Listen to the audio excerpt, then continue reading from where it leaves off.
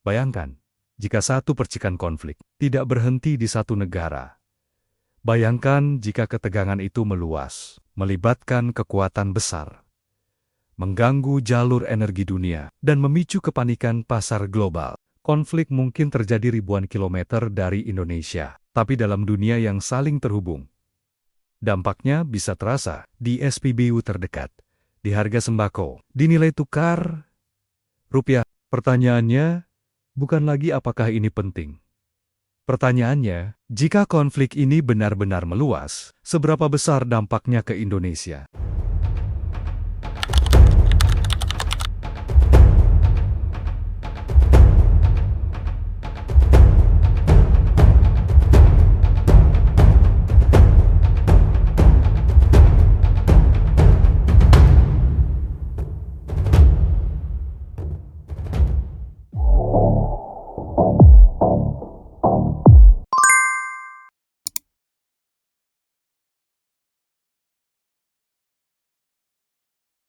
Timur Tengah bukan sekedar kawasan konflik. Wilayah ini adalah salah satu pusat energi dunia. Sebagian besar pasokan minyak global melewati jalur strategis seperti Selat Hormuz. Jika jalur ini terganggu, pasar energi dunia bereaksi dalam hitungan jam.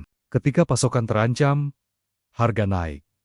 Dan ketika harga naik, negara-negara pengimpor energi mulai merasakan tekanan. Indonesia memang memiliki produksi domestik, namun kita tetap terhubung dengan harga pasar global.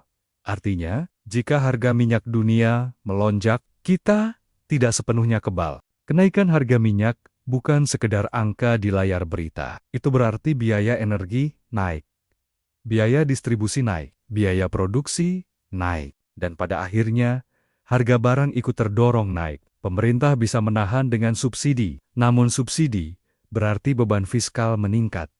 Jika beban terlalu besar, ruang anggaran untuk sektor lain bisa menyempit. Dalam skenario tertentu, nilai tukar rupiah bisa ikut tertekan. Investor global biasanya menghindari risiko saat konflik meningkat.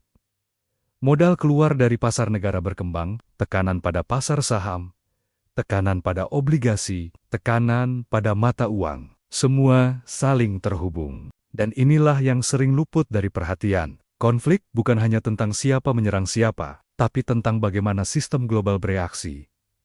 Dan sistem itu sangat sensitif. Yang paling dikhawatirkan dunia bukan satu insiden, melainkan eskalasi.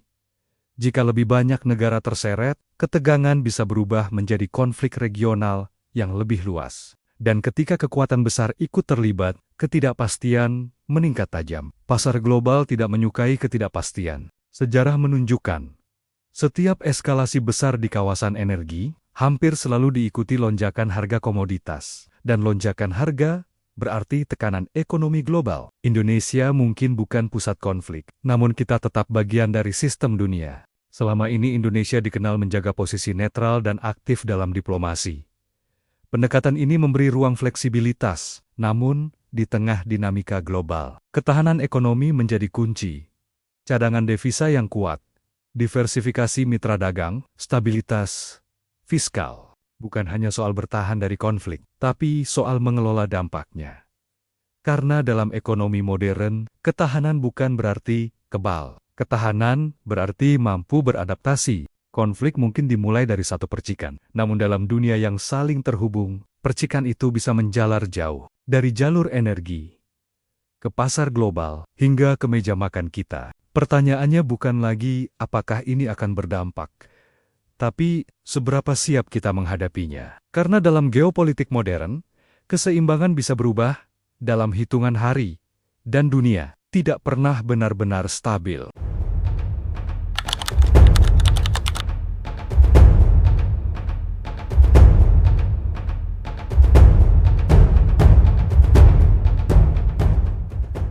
Sejarah menunjukkan bahwa kawasan Timur Tengah bukan hanya penting secara geografis, tapi juga strategis secara ekonomi dan politik. Setiap kali ketegangan meningkat di wilayah energi utama, pasar global bereaksi, bahkan sebelum konflik benar-benar membesar. Bukan karena spekulasi kosong, tapi karena pelaku pasar belajar dari sejarah. Dalam beberapa dekade terakhir, setiap gangguan terhadap jalur distribusi energi global hampir selalu diikuti lonjakan harga komoditas. Ketika suplai terganggu, ketidakpastian meningkat. Dan ketika ketidakpastian meningkat, harga bergerak lebih cepat daripada fakta di lapangan. Artinya, bahkan jika konflik belum menyebar, dampaknya bisa terasa lebih dulu melalui pasar. Dan Indonesia tetap bagian dari sistem itu.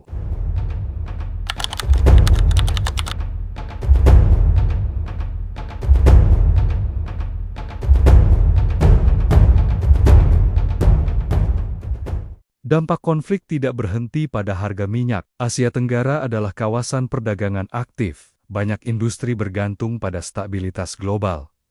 Jika ketegangan meningkat, biaya pengiriman bisa naik. Asuransi jalur laut meningkat. Waktu distribusi melambat. Rantai pasok global sangat sensitif. Satu gangguan di satu titik bisa mempengaruhi banyak sektor lain. Industri manufaktur, elektronik, bahkan pangan. Dalam dunia modern, rantai pasok adalah urat nadi ekonomi. Dan ketika urat nadi terganggu, efeknya bisa meluas tanpa terlihat langsung.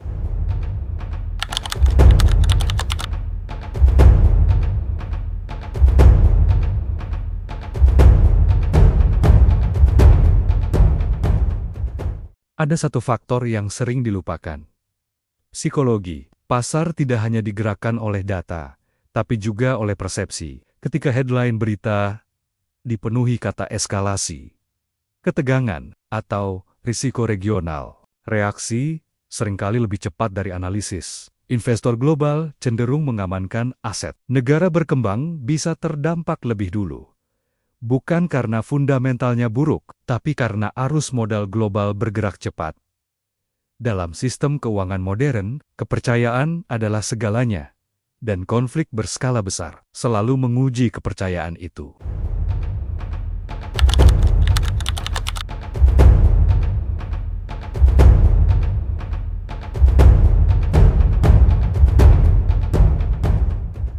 Sekarang, pertanyaannya, apakah semua ini pasti terjadi? Tidak.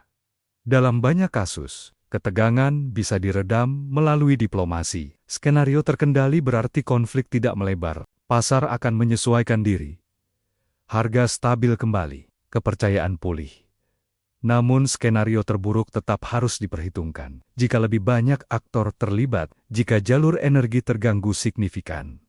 Jika ketidakpastian berlangsung lama, maka dampaknya bisa lebih dalam. Indonesia tidak bisa mengendalikan konflik global, tapi Indonesia bisa memperkuat ketahanan domestik. Karena dalam dunia modern, ketahanan bukan berarti kebal terhadap badai. Ketahanan berarti mampu bertahan saat badai datang. Konflik mungkin dimulai dari satu wilayah, namun dampaknya bisa menjalar melalui energi, melalui perdagangan, melalui pasar keuangan, hingga ke kehidupan sehari-hari. Dalam dunia yang terhubung, tidak ada yang benar-benar jauh. Pertanyaannya, bukan hanya tentang siapa yang terlibat, tapi tentang bagaimana dunia bereaksi, dan bagaimana kita mempersiapkan diri. Karena stabilitas global tidak pernah dijamin, dan dalam geopolitik modern, satu perubahan kecil bisa menggeser keseimbangan besar. Kalau kamu ingin tahu bagaimana skenario ini bisa berkembang ke depan, video selanjutnya sudah saya siapkan, karena dalam geopolitik, cerita tidak pernah berhenti di satu titik. Klik video berikutnya, dan kita lanjutkan analisanya di YTTA Project. Jangan lupa like, komen, dan subscribe. Sampai jumpa.